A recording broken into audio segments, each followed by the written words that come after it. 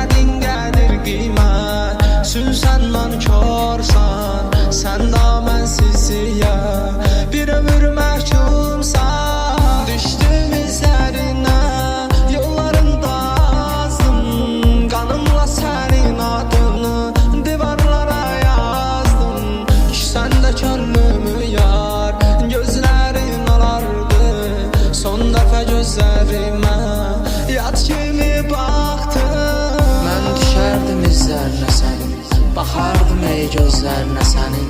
Mənim ürəyimi qırıb getmisən, gəl bax yarım sənin əsərin. Düşünmədin məndə insana, ürəyimi etdin sən param-param. Dərdim dağlardan böyükdür, ruhum qocalıb, özüm cavan. Güvəndiyim dağlara yaxdı, saçlarımda baxsız ağardı. Sevgi çırağım yanmadı, söndü, arzularım da bir azaldı. Niyə pozuldu bəs sənin andı, heyif ki sözlərinə inandım. Zərrə olsun peşman olmadım, nar etdin nə də ki utandım. Bir əzablar yaşadım bir qara sevdadan ötür. Mən kədərdən qaçıram, gəlir məni izran ötür. Mən öz ömrümü yarın yolunda qurban demişəm. Sən də mi vermişəm ədər vəfasız bir yardan ötür. Nə mən məcnunam, nə sən Leylasan. Nağıllar kimisən, bir var bir yoxsan.